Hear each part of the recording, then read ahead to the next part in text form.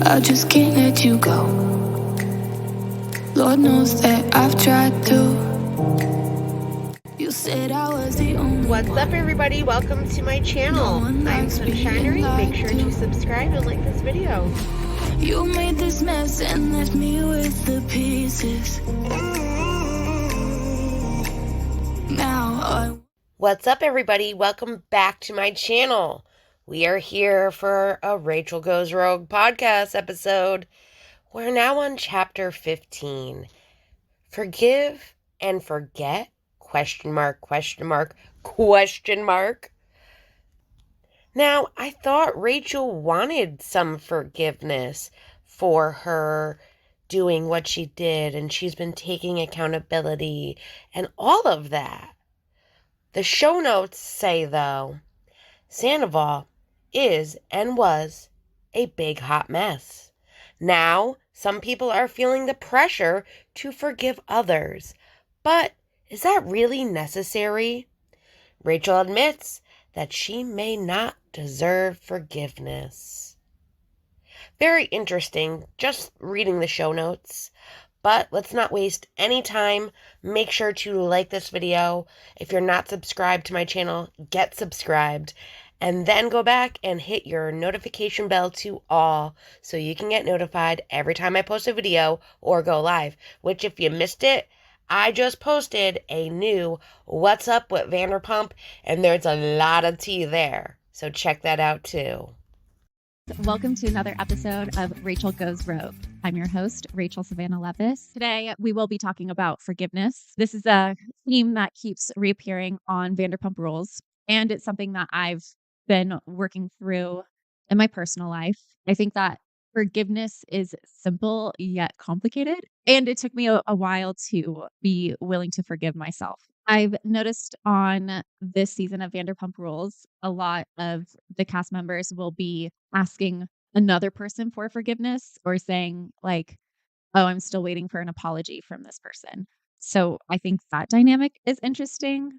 Like, is forgiveness something you can just ask for from somebody else? What if somebody did cross a serious boundary and you're not willing to forgive them?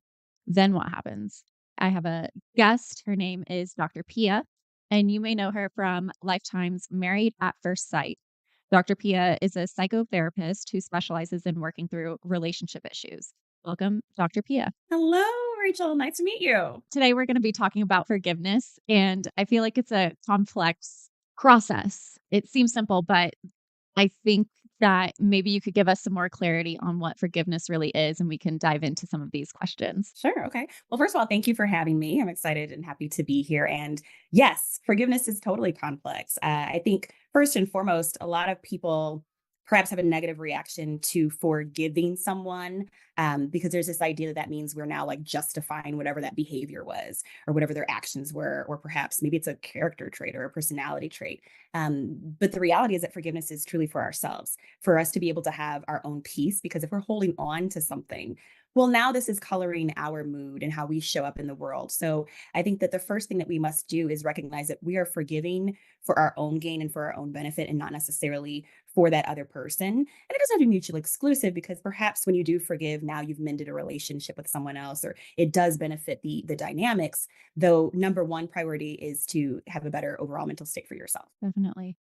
So first, let's welcome Dr. Pia, another Married at First Sight guest speaker, which I kind of find interesting just because of the dynamic of the network connections and all of that. But I do love Married at First Sight as well. I do love Dr. Pia. This is like, I believe, her third season on Married at First Sight. She came in on season 15, and I believe she kind of took Dr. Vivian Cole's place. I do know we have some Married at First Sight fans in the comments. I love you guys. I hope you enjoy this episode.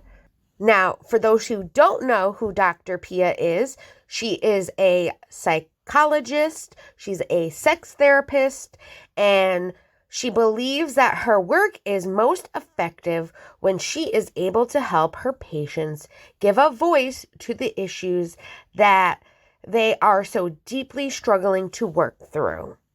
Now, on the show Married at First Sight, viewers have been able to watch Dr. Pia, branch intimacy topics with the couples while also diving into the dynamics of their relationship. Dr. Pia got her BS in psychology from the University of Illinois Urbana-Champaign and her Psych D in clinical psychology from the Chicago School. She graduated back in 2015, did a fellowship, and has been working as a professional psychologist since 2016. She does like to go onto Instagram and share sexual advice and tips, as well as addressing many common relationship issues and people experience. So check her out. And forgiveness, I think this is going to be a good episode, especially after watching last night's episode. I waited to watch last night's episode and then finish this because I just honestly, I'm shocked to kind of see Lala even given Sandoval even just a little bit of grace. And it's I love Lala. I like a lot of the cast, and they all have their own personality and flaws and all of that. And it's just new to me to think that she even wants to try, but this is a new Lala. And hey, her leaving, we'll go over the episode later, but gosh, this is going to be a good episode about forgiveness. So let's see what Rachel has to say about it. I've seen people hold grudges in the past, and I've just seen how that eats away at them. And when I don't know, just growing up and stuff, I decided that I don't want to be like that. And I want to be able to forgive somebody if they've done something wrong and they seem to be remorseful. But then I feel like maybe some people have taken advantage of that because I do have that empathy. So, what would your advice be to somebody who is more empathetic and does forgive more easily? Yeah. So, I mean, you're bringing up a great point of you don't want it to be that now this is like a manipulation tactic of, oh, I know that I can always do whatever and Rachel's just going to forgive me. Um, because that speaks to a larger issue. Perhaps the antidote to that is then boundary setting. That's then data for you of, wow, okay, I keep forgiving this person. They keep taking advantage of it. They keep doing the same thing. Well, what are you really forgiving then? Or what are they truly apologizing for if they're doing the same behavior? So that's the situation where you can put the boundary in place of, well, I'm forgiving them for my own sake, though I recognize that they're going to continue in this pattern and this behavior. And perhaps now I need to have a boundary up where maybe our relationship looks different. Maybe our relationship has to end, but that boundary has to be put in place because now it's no longer I'm giving this person grace because they always make mistakes, or we all make mistakes as humans rather. And more so, they're doing this because they know that I will still be around. Definitely. I don't know if it's just me, but I feel like Rachel's making this very confusing. One minute she's talking about how the cast is forgiving people that maybe shouldn't be forgiven, and then she goes into herself and how she's always wanted to be that person that forgives others when they make mistakes, but she doesn't want to be walked all over and thought of oh, well, she forgave me, so that means Rachel's okay with what I did and I can keep doing this. But where does it come into play that she did something to others and she is seeking forgiveness from them, or she has already forgiven herself for what she has done? I get that because I get, doing some shitty ass shit in your life and then coming to that, I forgive myself for everything I did. But the people that I hurt when I was doing that, I will always have to show my remorse, especially if it's trust issues. I know that we are in a lot better place and all of that, yada, yada, yada. It takes time though. And you have to keep showing those actions are not the same as they were before, and you are a different person, and that you have taken responsibility and accountability, and that you are someone that will not do what you have done before. And I don't think that Rachel's there. I don't think that she will go and have an affair with someone again. I think maybe she's learned her lesson there. And I say maybe because you never know what situation you'll get put in. But I hope that if she's ever put in a situation like that again, that like she doesn't choose that path. But hey, that's not my life. I just guess maybe this episode is just going to be all over the place with forgiveness, not just what kind of she was talking about at first, which was the cast forgiving Sandoval, and she just wants to learn about forgiveness, I guess. I don't know. I don't know. I'm just a little confused with everything she just asked in that one statement, literally. What happens if somebody forgives someone before they're really ready? Like if somebody was very quick to be like, oh, that's okay. But deep down, they weren't quite ready or didn't process through that. Yeah, I think that that's a sign that we're not listening to our gut or our intuition, right? And sometimes we have the personality styles where we don't want to have any kind of conflict with people, so we just it kind of like is like, word vomit. Oh, I'm sorry, it's okay. Don't worry about it, right? It just immediately comes out without even processing or thinking Yeah. because I don't want to have any beef with this person or, I don't want to be considered like conflict or dramatic. So I'm just saying it to say it essentially, kind of like the people who just apologize before they even realize what they're apologizing for. You're just saying it to say it. And that sets you up for failure in your relationships because if you don't really know why you're forgiving someone, you might not actually be in a place where you are truly forgiving them, right? Because maybe you say, I forgive you, but it comes up again later on in a conversation. Or perhaps you start treating them differently. And maybe they're on the other end, like, I thought we got over this like 3 months ago. Why is this now coming up again? Right. Because you weren't explicit in whatever that forgiveness is, or perhaps you weren't truly embodying forgiveness. Because again, going back to that original point of the forgiveness is supposed to come first for yourself and then secondary, if at all, for the other person. So if you say the words too quickly, you're not giving yourself the benefit of the doubt. You're not giving yourself the opportunity to really examine what's most important to you and why you want to move forward with that person or not. So I think it takes time to reflect. And, that is difficult to do because in the situation, you might be thinking, okay, well, then what do I say? You can say, I need some time to think about this. I need some time to think about this. Like, I want us to be good or I want things to be okay, but I really this is a lot to process at once. And I just need some time. Yeah, that's a good point. I do think that Dr. Pia has an excellent point, and I think it also depends on the circumstance and the situation. I do like understand like there are people out there, especially when it's like not such big issues where they're like, yeah, it's okay, don't worry about it. I forgive you, I forgive you.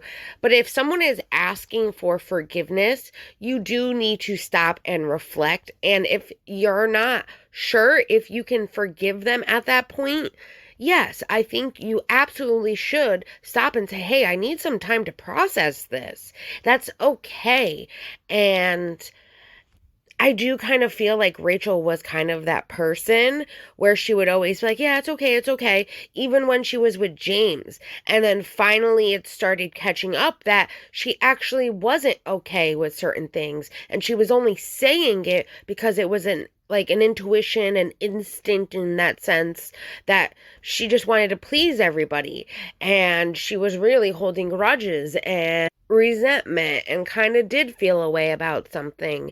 And she finally, started expressing that. And I think that was kind of where, she realized she had more emotions than she was always portraying and kind of stuck up for herself finally with certain things. But let's see what Rachel has to say regarding this. I feel like that could lend to people bringing up the past and holding it over your head. And I've seen this multiple times on this season of Vanderpump Rules. For instance, Tom brought up James's past with Kristen and that relationship and how it unfolded. I think it would kind of circle back to what we were talking about with resentment. What happens when someone harbors resentment? And how do you navigate somebody who claims to forgive but brings up the past as an attack? Well, then that would be us telling them, well, you haven't truly forgiven, right? Because I think that goes back to you're forgiving for yourself. So when you're forgiving for yourself, you're recognizing I'm letting go of whatever this issue was because it doesn't serve me to hold on to this. Whether this person continues in that behavior or doesn't, I'm making the choice to forgive so that I can go on about my life. when you're bringing up the piece of resentment and the other examples you were giving, the word that comes to mind for me is like the pop psychology word of weaponizing. That person is now like weaponizing that information. Well, you said you forgave, or, this happened in your past, and people are bringing that up in the like inopportune moments, not in a way to be productive or move the conversation forward, but more so to like hold something over your head to like one up you, right? And so this is, to me, sounds like power dynamics. And that's part of where resentment holds too, of do you feel as though that person is having some sort of power over you? That's why there's resentment, right? You want an apology, or you want some sort of different changed behavior from that other person. That's why you're holding on to resentment. You feel so very wronged. And we're personalizing it in that moment then, right? Rather than saying, okay, that is about them. They made those choices because of who they are. They used those words because of who they are. It doesn't matter if it was me, if it was you, if it was Tom, Dick, Harry, Sally, Jane, whomever, right? That's about them. So that's why I say that forgiveness must come from within first, because it's not going to matter how that other person is behaving going forward. And that's how you can ward against resentment, is if you're truly recognizing, I forgive them because I don't want to hold any grudges. I don't want to hold resentment. I don't want this to like continue to live in my head rent free. I've got things to do, right? So I'm doing this so that I can move forward. And then it also has to come with that secondary piece of now setting boundaries. Because if you forgive, even if it's for yourself, but you're still maintaining the same type of relationship with that person, and you continue to see them engaging in the same type of behaviors, well, then it doesn't make sense to continue to forgive, because you're not able to truly forgive them, because it's the same thing happening again. But the hard part in that is setting that hard boundary to change the relationship dynamics. And so whether it's boundary setting, whether it's overcoming resentment, whether it's just forgiveness, it's hard because the work falls on us, even though at face value, it looks like the work should be on the other person, right? Like they're the ones who wronged us. They're supposed to apologize. They're supposed to make it better. And when in reality, we have no control over other people. We just have the control over ourselves. Yes. Though I understand what Dr. Pia is saying, I think she doesn't really understand what Rachel was saying, or understand maybe the show and what happened. I will agree, though, with Dr. Pia that when James was sitting there, saying to Sandoval, like, what you did was so fucking hurtful and messed up. And then Sandoval's like, well, you did that to me with Kristen. That was his way of deflecting from the conversation and bringing something up that James did that, yes, he has forgiven him in the past for, which clearly is still an issue, or it was deflection, and I believe it was both. Now, since then, James has not done any of that. His actions have proven that he's not sleeping with other people's girlfriends to, hurt fucking people. But Sandoval was the one who was sleeping with other people behind his partner's back, and also it was his friend's ex-fiancé. So that's hurtful as well, which, oh my God, the whole Katie and Max situation, unbelievable. That's crazy too. So I think when she was describing it more of like a standard forgiveness. If this person's actions do not change, you can forgive them, but you just need to distance yourself. I completely agree.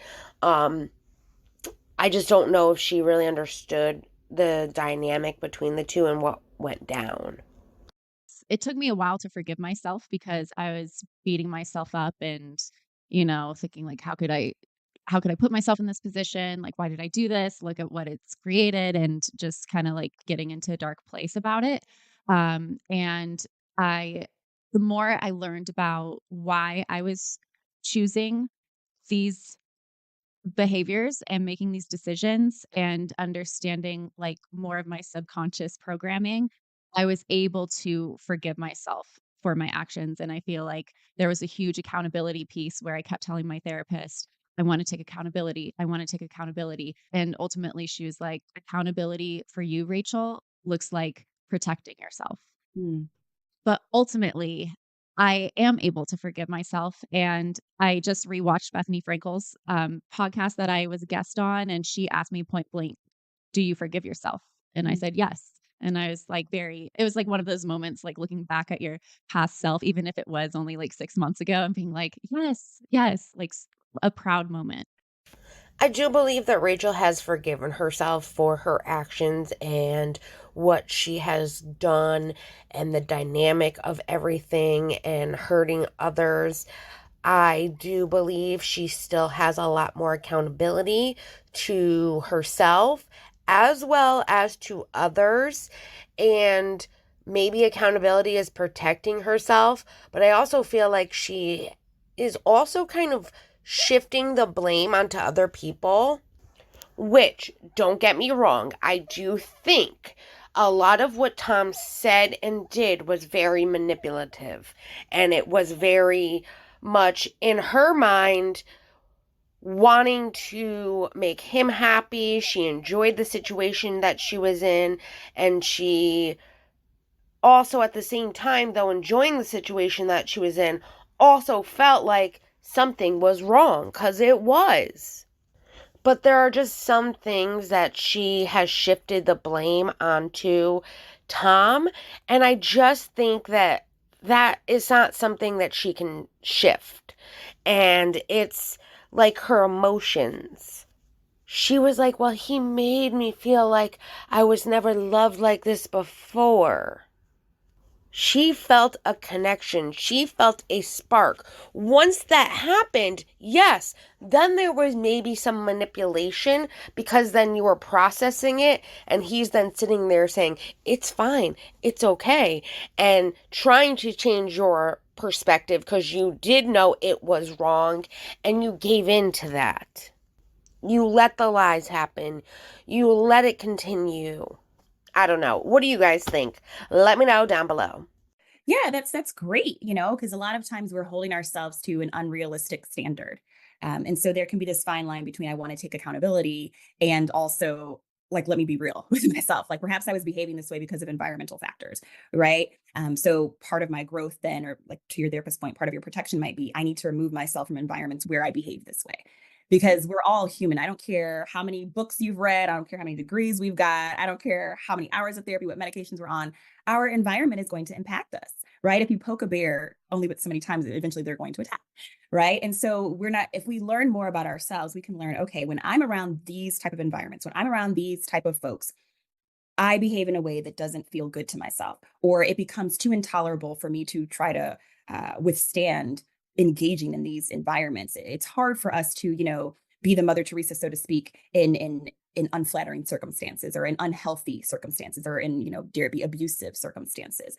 But when I hear you say the piece of like the work that you did to forgive yourself, that also helps not only you, but it helps you to be able to forgive others because you're recognizing the important piece of grace, right? That, we don't have to necessarily be bad people. Sometimes we can do bad things, right? So that it's no longer just like an attack on someone's character or personality, but it's like someone had a bad day. They did something just like you've had a bad day. I've had a bad day. And so we learn to forgive ourselves because of those isolated incidents, or if we're able to think about the environment.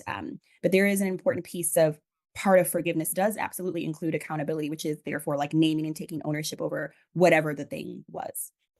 And I'm not discounting Rachel from doing the work that she's done, because she has put some effort into it. Well, what was it, 3 months or 2 months in a treatment facility, and she's continued therapy afterwards.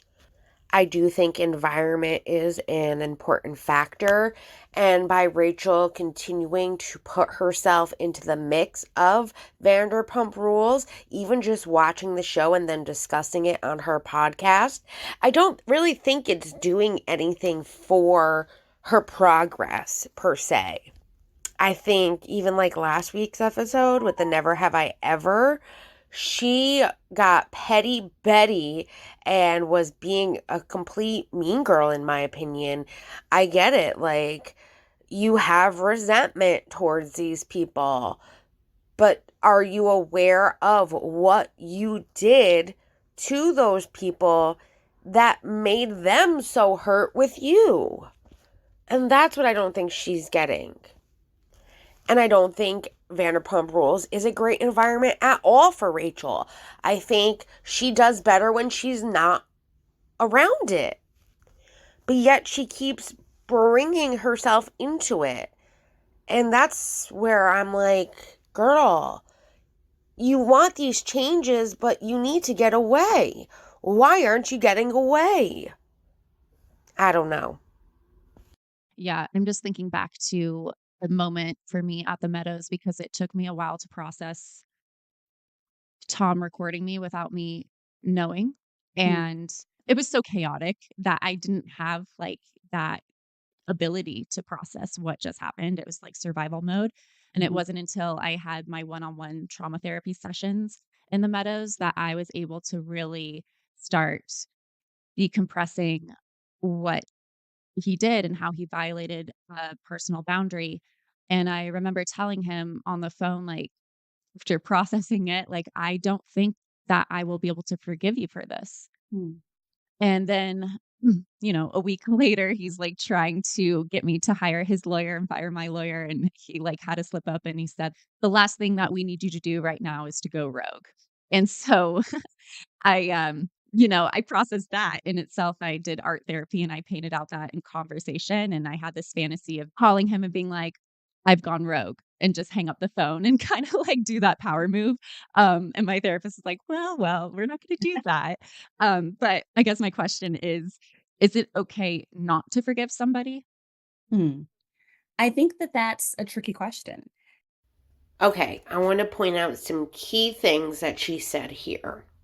First, she's been saying that since she's gone into the Meadows, that was when she stopped talking to Tom, that she had no communication with him while she was there.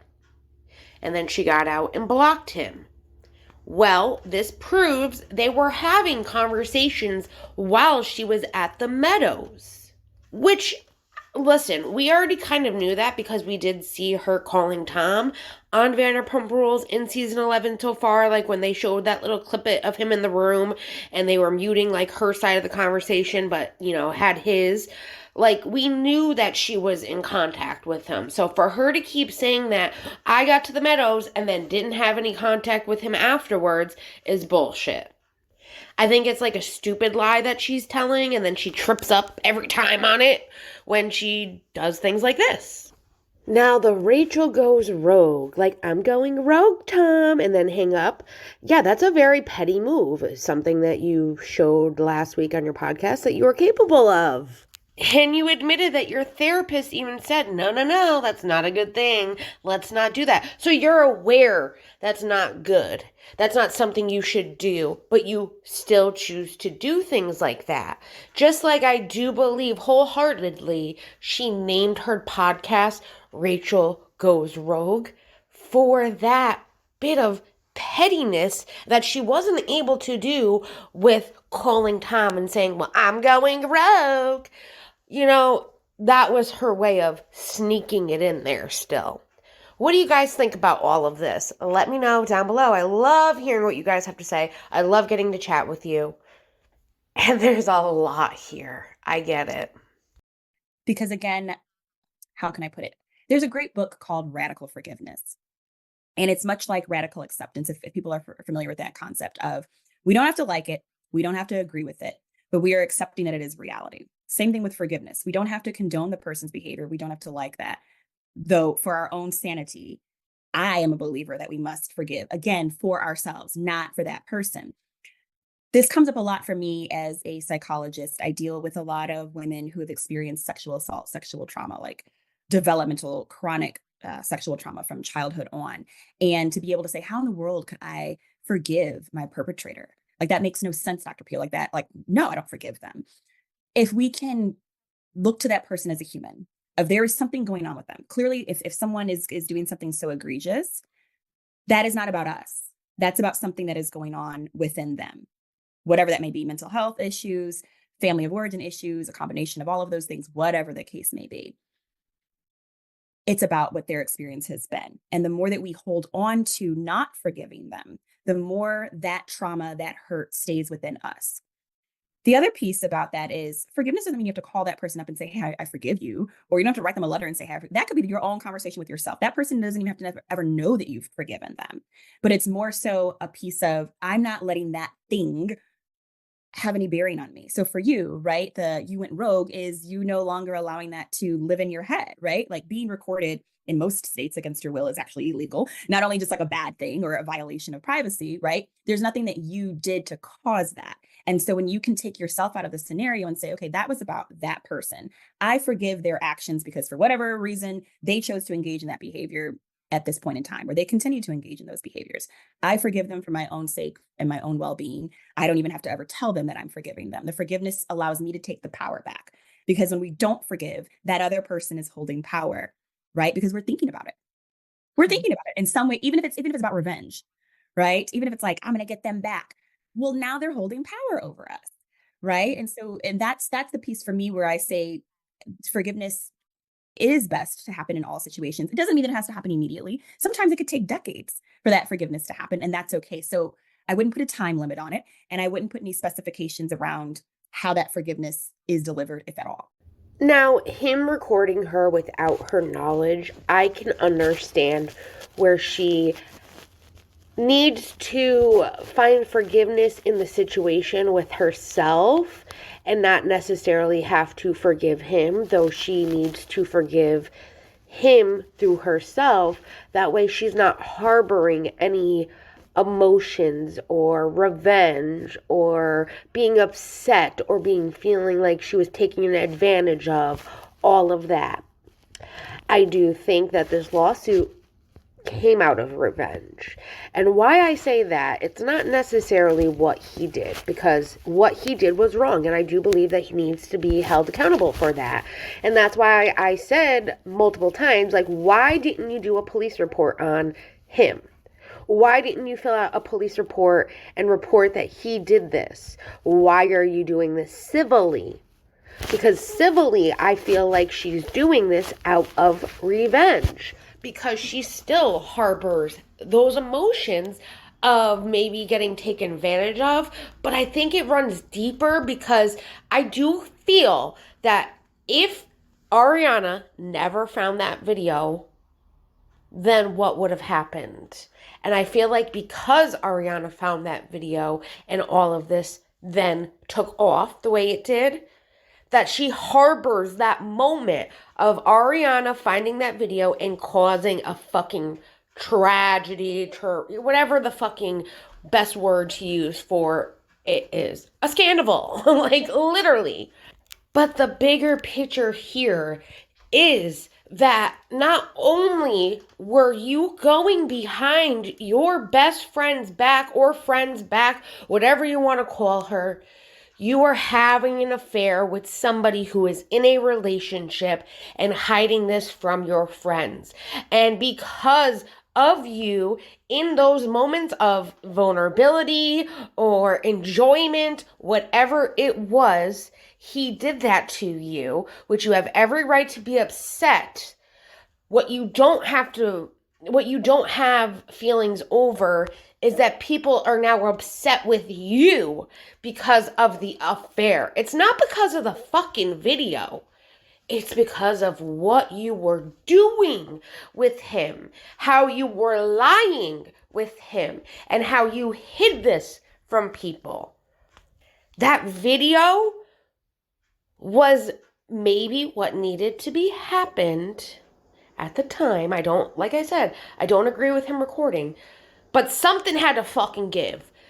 When were you going to tell her if that never happened? You say you were going to do it before the reunion so she wasn't taken up for you, but that didn't happen, clearly. You had, a deadline of 20 days after that happened, that the reunion was taped? So you had 20 days then to tell her, and it didn't seem, in my opinion, that you were ready to tell her that you guys were having an affair at all. So it's hard, because I do feel like she deserves justice for what he did to her, but I also feel like her bringing a civil suit on the matter instead of getting a police report and processing him criminally for what he did seems to be more out of revenge, and her saying, well, I am not going to let you guys get away with this. That's why she included Ariana. Something that you said in there, you said it was out of my control. How Right. he took that video without my consent was out of my control, and there was nothing that I could do in that moment. But then I also think back like, well, I shouldn't have been doing anything with him anyway. So then it's a piece of like self accountability, and then forgiving myself for that. Cause then, ultimately that's the place where there's so much shame and Mhm. guilt and pain, obviously with a violation, but mostly shame, I think, because it's one of those acts that it's a private thing you don't want people to know about, first of all. And then second of all, it's just an intimate moment. So I Mhm. think like what is the line between forgiveness and accountability? I'm interested to see what Dr. Pia has to say about this, but I do believe, like, we've already kind of went over this. You have to forgive yourself, and then from there, you will be taking accountability, and the people that you hurt, you will show that, listen, I am so sorry. I'm taking accountability. This is the changes that I've made in my life. You show them that you've made those changes. You show that you are a better person. You keep proving that you are not what you were before and you have changed your ways and learned from those mistakes. And eventually, in due time, people will see and they will forgive. They might forgive and then maybe harbor resentment, which clearly is an issue. And I just don't get what she's not really understanding here. And I think, like, listen, I get it was a very intimate moment that you did not want people to even know that you did something like that. I get that. And he violated her privacy, and he deserves to be held criminally responsible for what he did because it is illegal in his state. And I'm just boggled that there is not a police report still not made. And it's like, if this is how you feel, why didn't you do that? And she needs to forgive him for that, but also forgive him for the fucking fact that because of that led to that whole Scandoval. And that they were going to have to explain this regardless. And maybe in a sense, it was a good thing because where would she still be? Maybe stuck with him. Maybe stuck feeling manipulated. Maybe stuck feeling like he was having some control over her. She has to find some peace within herself. And the peace comes that the situation has now been brought to light. People are doing the work that they need and people are moving on. And it feels like she's just not moving on by continuing to keep talking about it, bringing it up, and not just doing what is best for her. I don't know. What do you guys think? Let me know down below. Mhm. Well, it's hard, right? Because as I'm hearing you say that back to me, I'm like, goodness, you're blaming yourself. We're playing a blame game, right? Of like, I should have known better, or I knew this, so why did I do that? Oftentimes, we're operating based off the information we have at the time. I don't know you. I don't know him. I don't know the situation. I highly doubt that if you knew you were going to be recorded, you would have consented to it or you would have behaved the same way. You didn't know, right? So that's new Mhm. information. Even if you know that person or they've shown you themselves in other scenarios, you didn't know that that event was going to happen. That was new information, right? Now, Mhm. going forward, if you continue on, we might say, okay, well, what made you think that things would be differently? We still have to blame ourselves because maybe we've forgiven, maybe we think that person's different. I think it's really hard to kind of continue to point the finger at ourselves. And there is a fine line between taking accountability and wanting to be responsible and do our own self work and also recognizing what is the behavior of someone else. And so that's why I say it's important for us to take the time to self reflect of, do I show up this way all the time? Am I showing up this way in multiple situations and with multiple people? But sometimes, to your earlier point, Rachel, level people might know that I'm easily to forgive, so they take advantage of that. So they continue to behave in a certain way where you just got rose-colored glasses on. You can't really see it because you're in the moment, right? But do you behave that way with your best friends, with your sister, with your mother, with coworkers? And if the answer is no, that's data, right? That's data of I'm behaving in this way with this particular person. So perhaps I don't need to take accountability for how I was behaving in that situation and more so recognize this is an unhealthy, perhaps toxic and unsafe environment for me. So I need to remove myself rather than focusing on the forgiveness or rather than focusing on accountability. I need to remove myself so I can even freaking think clearly. Yeah. Yeah. 100%. And that's how I'm in the position that I am now. I think she keeps blaming herself because she is aware that it's more than just the video. It was 7 months of an affair that she hid, that she lied, that she enjoyed while it was happening, that she had never felt like that before.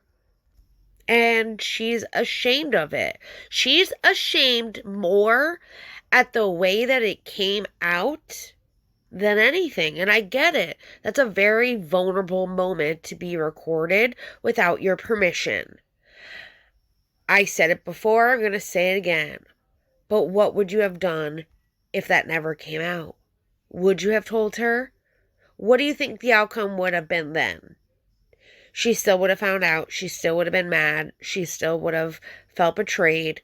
And it still, in my opinion, would have gone the way it did. I think, honestly, the video thing is very minute, though I know it's big for her. And I understand that. I just feel like the whole picture at hand is she fucked up. Yes, he didn't help by manipulating her and thinking that what they were doing was okay. And then this happened, and now she feels kind of betrayed in the sense that he went and did this. And because of that, now Ariana knew, and now the whole world knows, and it's some kind of Scandoval. But it would have been regardless if the video was there or not. Do you see what I mean? I don't want to minimize the situation because like I said, I do think she should be processing him criminally for what he did to her. And that's just not happening. I don't know, guys. Let's go on to the next part. So when it comes to other people, being willing to forgive others and from the outside looking in, what is the line between accountability and forgiveness there? Because I think a lot of people aren't willing to forgive. And people, I mean, not to always bring it back to me, but just from drawing from my experience, people are, saying that I don't deserve forgiveness and I'm not taking accountability. So, I guess what does that look like Mm. for someone to take accountability? Okay. So perhaps it's a matter of a situation where two things can be true at the same time, right? That someone else might have done something harmful to you or something that required apology or remorse. Doesn't also mean that maybe you didn't do things that would also require an apology or remorse. So perhaps taking a look at that situation of, are there particular things that I did to contribute to this experience happening? That's where the accountability piece would take place. Not the I shoulda, woulda, couldas, because we can't change that, right? That's not helpful, but more so of the actual data points, the actual facts of what occurred that everyone can observe. Okay, what did I do in those moments that I can take accountability for that I no longer want to do? Totally. I'm curious to see what her response is going to be. If it's going to be, yes, I know what I did was wrong. And that led to then her maybe not saying some nice things about me and her doing this, but I know because of my actions that what I did was hurtful to her and she had every right to be hurtful to me because of what I did. I don't think that's what's going to happen, but let's see, guys. I've recognized that I wanted to make a change in my behavior, and I've done everything in my power to make that a reality for me. And so sometimes, I just need to remind myself to, forgive the other people that are still holding it over my head because they're not really in my personal life and Right. they don't really know what I'm doing to take accountability and what I'm working towards. And then there's also this piece of outside influence, oh, you need to apologize for this. How would you approach comments from the peanut gallery on if you need to forgive somebody or not, or if you should accept somebody's apology or not? Because right now on the show, Scheana is having a hard time. She's having a hard time because there's a conflict between the rest of the cast or the friends not wanting to forgive this person, but you can tell she's struggling because she does want to forgive this person, but then she's worried that if she forgives them, she's going to hurt somebody, one of her friends. Yeah. Well, I was right. But listen, she doesn't understand that when people are telling her that she needs to take accountability for what she did, I don't think they actually mean for her to have a one-on-one conversation with Ariana and say, hey, look, I'm sorry. I don't think even Ariana would really want to listen to that. I think by her taking accountability, she just needs to just say, hey, this affair was wrong. I was wrong. I was fucked up for what I did. I didn't consider other people's feelings or emotions. I had someone also in my ear at the same time, sitting there, telling me it was okay, telling me it was fine that we were lying to people, and I should have done something, and I am sorry. That is like the main thing. And like her talking about everything like she does, and then getting petty and just keep playing the victim card, it does not look like she's taking accountability. And that's what I think that she's not understanding. And then she goes into like, well, they don't even know me. Well, that's because of what happened. And then she talks about the show again and Scheana, and how Scheana wants to forgive Tom, and that she's worried that if she does, that the other person's going to get mad. And honestly, I don't really think that Scheana wants to forgive Tom. I think that she's going through the struggle right now at this point of, this person was such a big part of my life, and I am hurting because I can no longer have that person in my life, though what he has done is not right. And she feels sorry for him. There's a lot happening with Sandoval that she feels sorry about, and she's allowed to feel sorry for him. And she's struggling right now to figure out what is best for her. I don't necessarily think that she will forgive him for what he did to Ariana, but more that she will forgive him for herself, so that way she can move on with her life and be reasonable with him. I don't understand why she wants to be reasonable with him, but that's just my opinion. I get like not wanting to have issues with somebody, but then you don't need to be their best friend at the same time either. I don't know. What do you guys think? I love hearing what you guys have to say. We don't have to agree at all, and I love that about my channel, is that a lot of us don't agree about a lot, but we can chat about it and have fun, and that's what matters.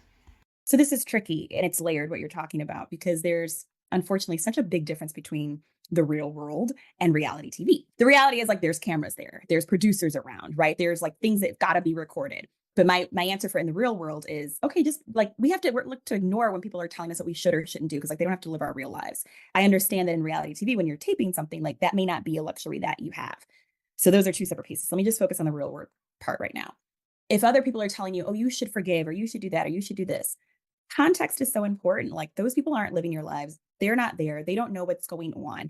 So that it's not in our best interest to listen to the advice of others. Because one, like it could backfire on us. Two, we're not learning how to do that for ourselves. And then three, we now then become dependent upon someone else to tell us what to do. And the reality is we're not going to always have someone present for us at every single moment. And then we don't know how to behave now, right? Where we're in a reality TV situation where maybe that's not as easily accessible to say, like, I'm not listening to what these people have to say. We have to think about, okay, how can we be the most true to ourselves? If maybe I'm told that I should be doing this, let me try to reflect on like why I'm being told that, and like what would be the importance of this, and do I want to do this or not? Like, is this me being true to myself? And I agree with Dr. Pia here. There is a big difference between reality TV and reality. And I do think that even with reality TV, there needs to be more moments of pause and more thinking about, why are maybe some of these producers maybe telling me that I should forgive Tom, or I should do this with Tom, or I should do that, and more sticking up for yourself and what's right for your life and your situation. I don't know, though, because I'm not on reality TV, to understand that dynamic between the producers and the cast members and how things are pushed onto people. I've heard plenty of stories from plenty of people, and I think as a viewer, I see it more as they play out whatever they're going to do, and like maybe they'll have some influence on where they're going to eat or what they're going to do, where they're going to vacation. And yeah, maybe they put things in their head like, oh, you know that Scheana said this about you, and like, that's crazy. What are you gonna say about it? Like, I can understand all of that.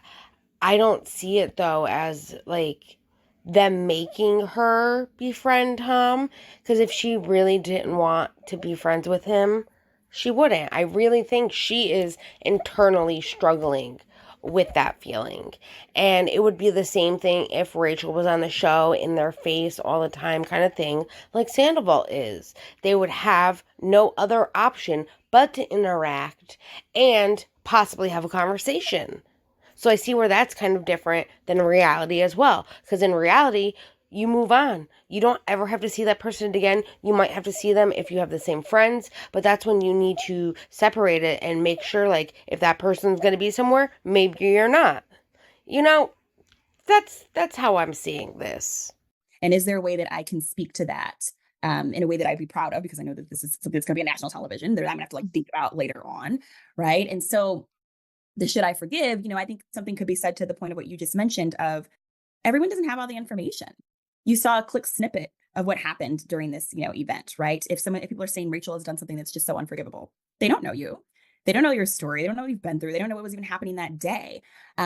There's something called dialectical behavioral therapy. We talk about chain analysis, right? Of like, here's this event that erupts, but we have to go and look through the chain of like what happened before that behavior, okay?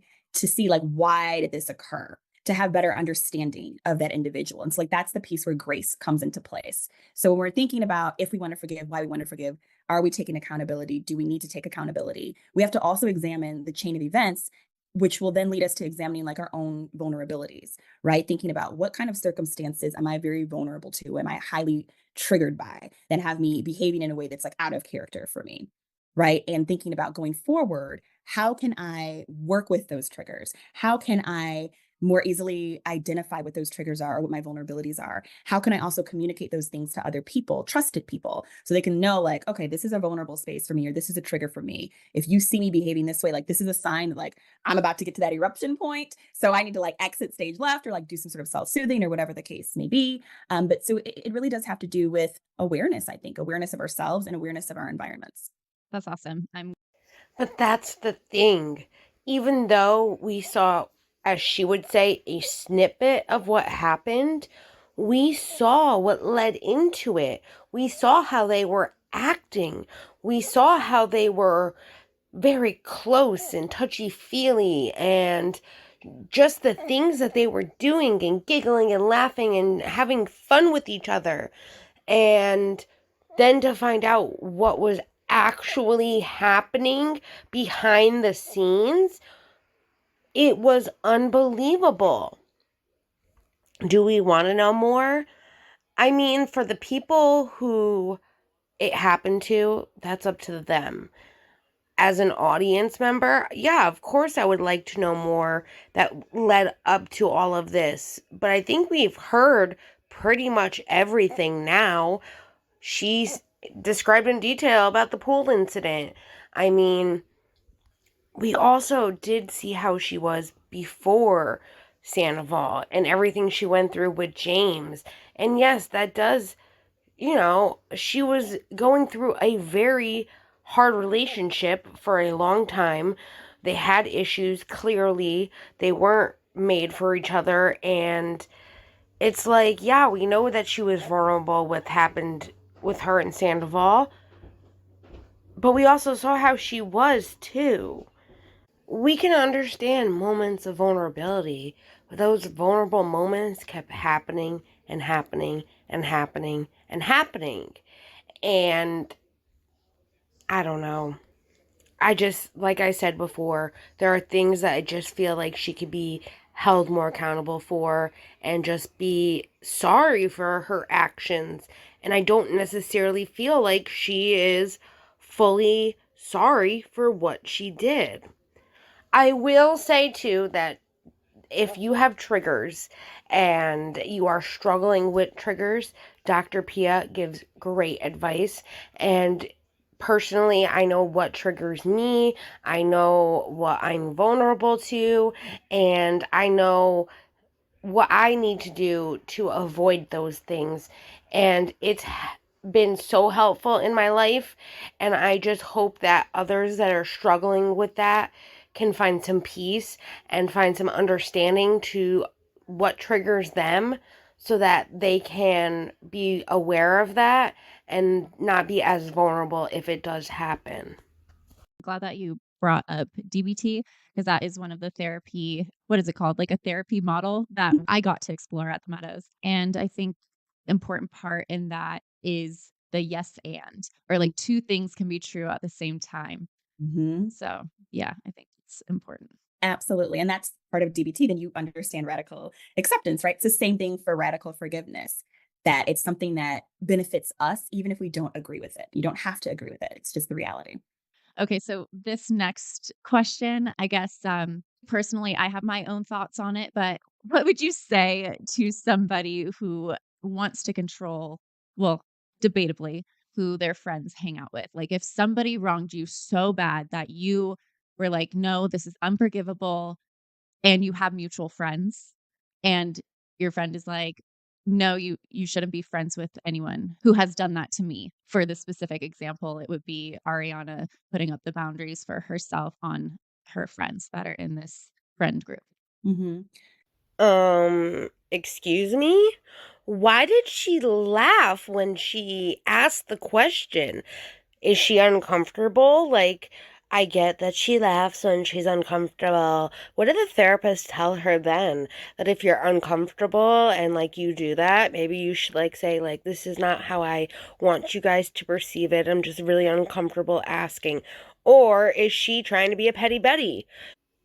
I really think that Ariana said what she said about people not being friends with her if they're friends with him is because of how she is coping with everything she's just been through. And I do believe with time there will be more understanding. But at this point in her life, there isn't any. And she feels like she was manipulated. She feels like she was taken advantage of. She feels betrayed and hurt by everything that he's done to her. And why can't other people understand this is how he is too? And that's all she's trying to portray to her friends. If he did this to the person that he says that he loves, that he wanted to be with, what is he going to do to his friends? And it's so true. I don't know. Let's see what Dr. Pia has to say about this. So that's tricky. I think that part of a human response might be like, well, why would that person want to be friends with them? They know what they did to me. Like, this person is a bad person, right? We can't control anyone else. We can only control ourselves, right? And there's something to be examined of if we're trying to control who our friends are friends with. Because that other friend might be saying, it's horrible what they did to you. And I don't condone that. And I hate that. Though two things can be true at the same time, right? I don't have that experience with this person. That person and I get along just fine. They don't behave in that way. And it doesn't feel fair for me to now cut off this relationship with someone who I've had no issues with. Mhm. So the antidote to that would be boundary setting. Okay, that's cool. But guess what? Please don't invite me into shared spaces where that person's going to be, because I am no longer friends with that person. I don't want to be around them. Please don't tell me what's going on in their life. Like, I don't want to hear about it. Like, let's just respect the boundaries that like me and this person no longer coexist. So you and I can maintain our friendship. You and her keep your friendship over there. So that's the piece of controlling yourself, because you can't control the other person. 100%. Yeah, that makes total sense. Again, I think Dr. Pia nailed it, and it's pretty much exactly what I just said, but she said it better because she is, well, the professional. And I do think in due time it's going to be more defined and more understanding. Like I said, even with Lala, Lala said, what was it last season, that if Schwartz wanted to be friends with her ex, that he was not her friend anymore. And here they are going and getting their mocktails together. So I think with time and understanding, there will be boundaries put in place, and people will know, hey, like, just don't talk about him or what he's doing or any of that to her, and that's that. And I think she's coming around too. Like I said, this is how she's grieving with everything that just happened to her because of Rachel and Tom and what happened. And Rachel's over there. Yeah, totally. 100% I get it. Mhm. Oh, yeah, and I feel like I've kinda had to deal with some of that on my own too because I've cut this person out of my life as well, and we still have mutual friends, and I'm not telling anyone not to be friends with him because it's ultimately your own decision and at your own risk. Like, you have the data points, as you were saying, Mhm. as to what this person is capable of and how they've wronged me. So it's like continue at your own risk. But I feel like everyone should be able to have their own autonomy to make that decision for themselves. Absolutely, and I mean, it also doesn't take away the fact that, like, it can suck initially where you're kind of like, "What why are my friends hanging out with this person? Didn't I just tell you what this person did?" And so I'm not suggesting that, like, overnight you're gonna be like, "Yes, they can be friends and I'm over here." It takes that growth and it takes some time and distance away from the situation to be able to maturely say, "Okay, engage at your own risk. I'll be over here." We can give some grace to the fact that there's some times where you're allowed to be really pissed about that. Mhm.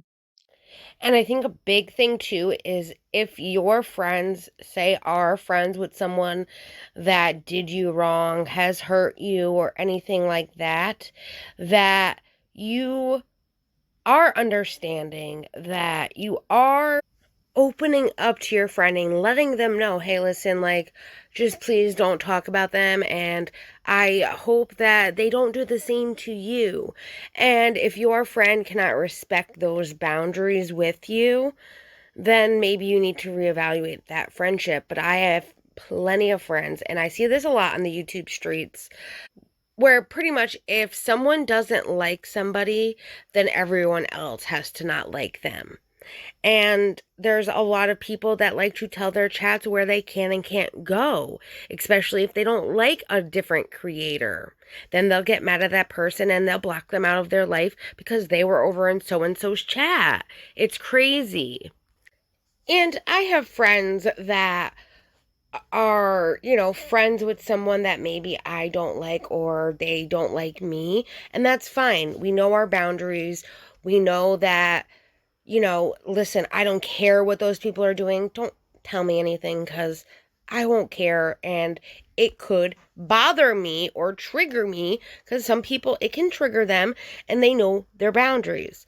So I think that there needs to be more understanding and letting people make their own mistakes and then being there, though, as a friend and understanding other people's personal boundaries and not crossing them as well. Is there a grieving process with forgiveness?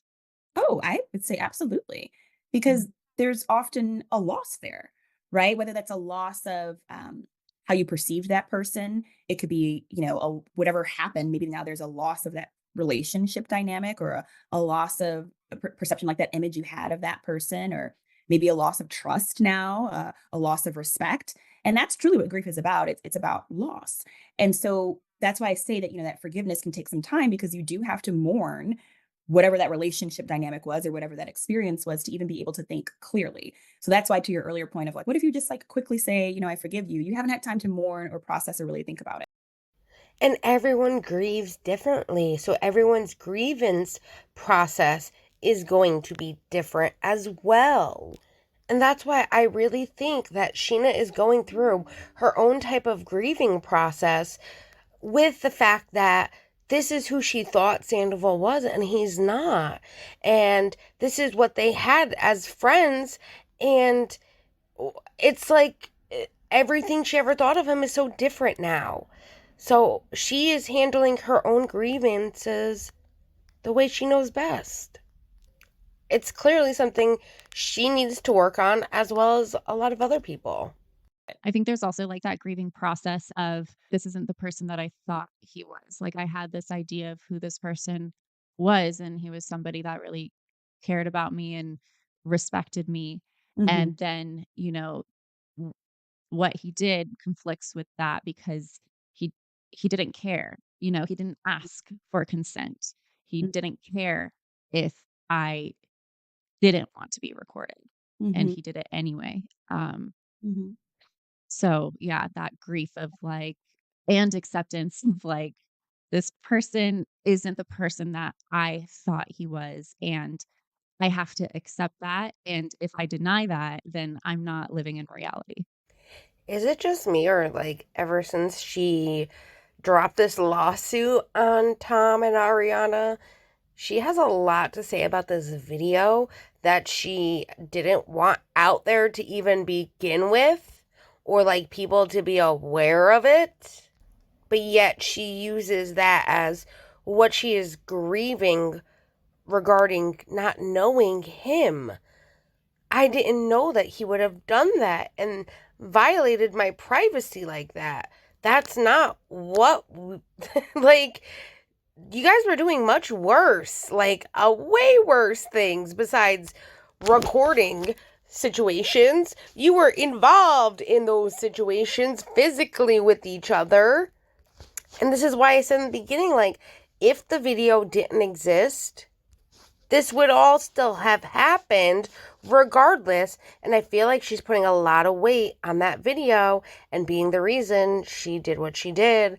And I don't think that's it at all, because we've heard otherwise, that it was a lot of other things, not just the video, that caused her to see Tom in a different light. Yeah, absolutely. And I think, using the example of grief, I'm so glad that you added that to this. We know that grief is not a linear process. I don't know that forgiveness also could be a linear process, right? Like, for example, depending on the situation, we might have to, before we can get to that, truly, accepting the grieving process and really sitting with the fact that this person is not who I thought they were, so on and so forth. We might have to take action first before that, for safety reasons, right? That boundary might need to be put up where I'm not around that person anymore before you can even get to that point of truly processing and thinking about, oh my gosh, what happened? What did they do to me? Who is this person? For safety reasons, or even just like for logistical reasons. But you're absolutely right that mourning process does need to occur to like have that true radical forgiveness. Yeah, it was such a process too, because I was still talking to him when I was in the Meadows, and then I was beginning to process through this violation. And then, I decided for myself that I'm cutting off all communication, and I blocked his number in my phone the day that I got my phone back, leaving treatment. And as I mentioned earlier, I rewatched the Bethany Frankel interview, and I wasn't very expressive of how he's wronged me or like certain specifics, like because I didn't want to throw him under the bus. And then like time has passed and I've processed more. And now with my podcast, it's like, okay, I'm much more open with it. And I've been able to process through that even more. So yes, just validating that it is definitely a process. And that process will look different for every person, right? Like some people might feel like, okay, if I keep bringing these things up or giving more information, it's not healthy for me. Other people feel like, no, I have to put a name to this, because when we're not naming something, we're like feeding into it, right? And I don't know that there's necessarily a right or wrong. I think it's specific to that individual and their healing journey. I don't know. I don't think that she necessarily was not trying to throw Tom under the bus, because I don't think that this video was the catalyst. The video was only the catalyst because it came out that they were having an affair. And that's why I keep saying, if the video didn't exist, this still would happen. The affair was still happening regardless of the videotaping or not. So it would have gone the same way minus the video, because Ariana would have found out. Ariana would have done the same exact thing. I don't know. What do you guys think about all of this? Does forgiveness look different in love relationships versus friendship? Well, I think it depends, right? So, for example, if we're talking about marriage, that's this like, lifelong commitment that we've agreed to make with someone, where we have more at stake or more at risk, or a higher level of commitment, right? Where we've signed up to, whether it's just legally or whether it's, religiously as well, that we are with this person, till death do us part, minus some sort of egregious thing, that perhaps we're more susceptible to forgive that life partner, or perhaps we're more susceptible to forgive family members, because these are people that like, yes, we can sever ties with family. Yes, we can sever ties with a spouse. It's just not as easy, right, as it might be with a friend. So I think that that's perhaps part of the nuance, in my opinion, then if we're married or there's a family tie, we might be more likely to forgive in those situations. Whereas friendships, now, some people we've been friends with for 20, 30 years, and only blood would make us family, right? Where it's like, yeah, that same thing applies, versus, okay, this is someone I just met a couple of weeks ago. Do I want to forgive them and continue on with the relationship? Or do I see that as a data point of like, I don't know about this person. Like, let me just go, remove myself from them. Like, I don't even want to entertain the idea of maybe they'll be a different person, or, maybe I'm going to give them another chance. I think that's a personal preference. But I do think that it could be different in friendship relationships versus a marital relationship, or even someone that you're seriously dating or even cohabitating with, because you get to see more sides of them, right? Like with our friends, we're not getting to see all sides of one another, and there's not that higher level of commitment as there might be in a marriage. Which many of us can argue that, Ariana and Tom were in a committed relationship. They were in maybe what some will say more towards the marriage aspect, because their whole idea was they weren't going to get married, but they were going to be life partners together. So by them having that commitment towards each other, it can be seen, like she says, with someone that is married to somebody and has a friendship with them as well. And it can be a different grieving process. And everyone grieves differently. And I think that maybe Rachel's kind of seeing that Ariana is still grieving and she is still going through emotions, even though she has a boyfriend and she's happy and her life is in a better direction. She still has to grieve everything she's just been through. So, what happens when somebody forgives someone before they're actually ready? Is that where grudges happen? I think that's absolutely why grudges happen, or why drama occurs, because we're saying too early that we've forgiven someone, and then it comes back up again. So whether it's the grudge, whether it's the resentment, whether it's drama, whether it's continued behavior, it doesn't necessarily serve us or that other person to forgive so soon. I think that's interesting too, like how you were saying reality TV isn't reality. Such a good point, because it's like, okay, are you holding this grudge because you know it's drama and you know it's going to be entertaining and you know that you have a job to do on this show? Or are you genuinely like not over it and feel like this is, necessary to talk about to move on?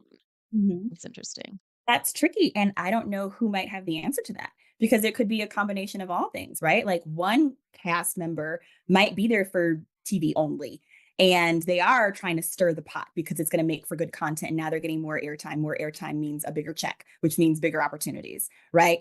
Are there also people who are like, "I'm just here being my genuine self," like, and y'all just happen to catch it on film? But now you put those 2 type of people together, and it's hard for people in it as well as the viewers to see, like, who's real and who's in it to make content. And I think with a show like Vanderpump Rules, there's definitely some things that are done to make themselves look better for TV that maybe necessarily they wouldn't do if it was like no cameras around. I also think that there are things that people just do because that's what they would do regardless. I do believe there are some people there to make for good TV, and we don't know if they're real or fake, in that sense of, are they portraying their real self on this reality TV show and what they would do in real life if cameras were not around. We also know that Rachel wanted to be compensated for the affair and get the same pay as people that have been on the show from day one. And she then claims it's not about the money, honey, but she would have gone back if the money was right. So that also makes me skeptical of Rachel and what her true intentions are. So Mhm. therefore, it makes it difficult to be like, am I forgiving this person, or am I forgiving this act that they put on for TV? Mhm. Yeah, it does definitely make it more complicated. Okay, so just to pull from some examples from this season of Vanderpump Rules, we're seeing, like I mentioned earlier, Scheana wanting to forgive Tom because he's been a good friend to her in the past. And then we also see Katie really, you know, it seems like she's holding some resentment. It seems like she, isn't willing to forgive the past, and I think she has her own personal reasons for that, given her relationship and how that played out. But Katie keeps saying to Scheana, like, "That doesn't matter because that was years ago, that he was a good friend to you, and, we need to look at who this person is today." And maybe the answer to that is, like, each person should make their own decisions on whether or not they're going to forgive that person. And each person should be willing to let other people make those decisions for themselves. Absolutely. Because I think even though sometimes it can be human nature and also it can be the nature of a reality television show to have a group of people get together and talk about something that just happened, in the real world, I don't know how healthy that is because now we start to engage in groupthink, right? Like we're not able to formulate our own opinion. We're kind of going off of, oh, well, she said that was 20 years ago. Like I should be over that. Or, he said that, they're not like this with me. So now it's causing you to doubt yourself and second guess yourself and look to someone else to give you information on how you should operate and behave, which isn't good. I do also recognize that in the context of a reality television show, that might be difficult to do because you're put into these scenarios where there have to be these group conversations. And so in that, you can listen to what someone else is saying, and then at the end of the day, still formulate your own opinion and your own. I think Katie and Sandoval's dynamic is completely different than, say, Scheana and Sandoval. I do believe that Katie harbors feelings towards Sandoval because of what happened between her relationship with Schwartz and her, and the influence that Sandoval had on Schwartz, and the different things that Schwartz did and said because of Sandoval, and the time spent away with the restaurant and all of that. Katie has every right, though, to feel how she feels. And I do believe that everyone should form their own opinions and their own process through everything about how they feel about somebody. And I don't think that anyone should be telling people who they should and shouldn't be friends with. I think they can warn their friend about somebody and say, like, this is how he is. He's not like that anymore. This is what he's doing now. Is more of a warning your friend because you care more than telling them, listen, don't go and be friends with him. She's letting him know, hey, this is what we all see, and we just hope you do too. I will say that Dr. Pia makes great, valid points, though, about reality TV and the dynamics of reality TV and how, like, in the real life, like, you don't normally put people together to talk about a situation that just happened and how that can cause more tension and issues because of it. And I do think that it does make for good TV, and that's why they do it. And they also ultimately want to put them together to talk about the issues so that way the viewers can understand it better, and maybe there be some resolution, maybe not, But I do love that she gets into that, and it's one of the nicer things about this podcast is that she can differentiate between the two, reality TV and real life. Decisions. How would you avoid that? I'm thinking like journaling or, working on therapy sessions one-on-one to formulate your own opinions on situations. Yeah. So whatever that looks like for you, whether it's journaling, whether it's meditating, whether it's therapy, whether it's just literally taking notes. So having that time alone with yourself, I think is extremely important because that's the only way you're going to understand how you're thinking or feeling about a situation. I know that a lot of times, and I'm going to be stereotypical as I say this, a lot of times as women, we want to get up and call our girlfriend. I'm totally guilty of that. Of like, oh my God, can you believe this just happened, to kind of vent or get it off your chest. And more times than not, that friend is going to now give you their opinion, right? And even if you do agree with that, it's still like putting information into your mind before you're able to truly like process it for yourself. So as best you can to take time before you're venting with anyone else or sharing with anyone else, jot down for yourself, what am I thinking about this? What am I feeling about this? What the hell just happened from my own perspective before I invite anyone else into that conversation? Great advice. Well, I just want to thank you so much for joining me today, Dr. Pia. You are so intelligent and so insightful. So thank you for giving us your knowledge today. Absolutely. Thank you so very much. It's been a pleasure. Overall, I thought this was a okay episode. I liked Dr. Pia. I think she was like the highlight of the entire episode. What she had to say regarding forgiving and forgetting and just the grievance process was a lot of helpful information. And I do think there is a lot that people can take away from this episode. Now, what Rachel, like the questions that she had asked and the things that she was talking about, to me was unnecessary. It's her literally just continuing to stretch this issue out and make issues where there isn't issues in that sense. Like, if she doesn't want anything to do with any of these people and she wants to cut them out of their, like, her life, then why is she including herself in everything that is happening? Like, them forgiving Tom has really nothing to do with her. We can say it kind of slightly does because the situation was the affair, and that's why people are trying to see if they want to forgive Tom, but he's his own person just like she is, and those are two different situations. I don't think necessarily we need her to narrate to us what happened in, well, last week's episode and what she thinks people are thinking, because really nobody cares. Really what people care about is the tea that she's spilling regarding what she may be doing with this lawsuit, what she has done in the affair, and if she is moving on or not. And they do want to see her do better. A lot of us want to see her do better, but a lot of them want to see if she's going to continue to dig a hole too, you know? Drama sells. Like, it's the same for reality TV as it is anything else. But anyways, let me know what you guys thought about this week's episode. Do you think it was a helpful episode to do for her podcast for people? Or do you agree, like, it was helpful, but her questions were just not needed in that sense? Or something completely different? Let me know down below in the comments. Also, make sure to like this video and subscribe to my channel if you haven't already. I hope you all have a wonderful day, and I will see you guys again soon. I have a feeling this might be a 2-episode week. Bye, everyone. Wanna burn all the bridges between us.